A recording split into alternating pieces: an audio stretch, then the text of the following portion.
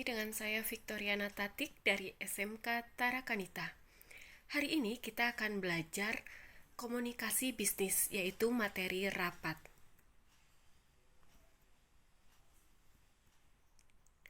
Rapat adalah berkumpulnya sekelompok orang untuk menyatukan pemikiran guna melaksanakan kegiatan perusahaan.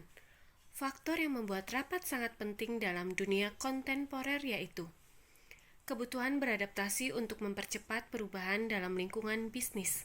Kedua, kebutuhan koordinasi yang lebih besar dari unit-unit bisnis. Ketiga, pergerakan ke arah manajemen partisipatif. Unsur-unsur rapat ada 3. Yang pertama, tujuan rapat. Kedua, peserta rapat. 3. Masalah yang akan dirapatkan. Tujuan rapat yaitu yang pertama, memecahkan jalan keluar suatu rapat. 2. Menyampaikan informasi, perintah, dan pernyataan. 3. Alat koordinasi antar intern, antar ekstern. 4.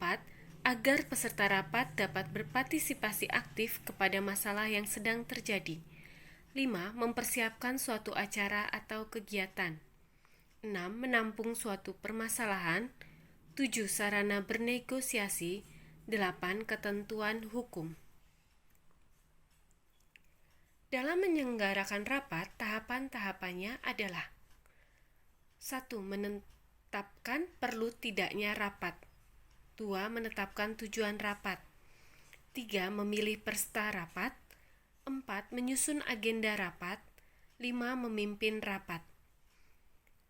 Dalam menetapkan perlu tidaknya rapat, setiap masalah ada yang penting dan ada yang tidak penting untuk dirapatkan.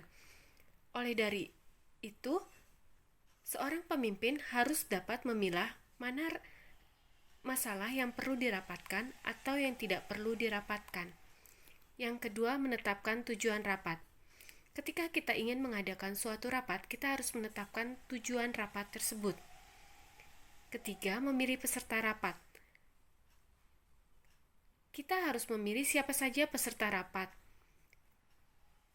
Misalkan, ketika kegiatan OSIS berlangsung, dalam menentukan kegiatan OSIS, maka peserta rapatnya adalah seluruh peserta OSIS atau anggota OSIS.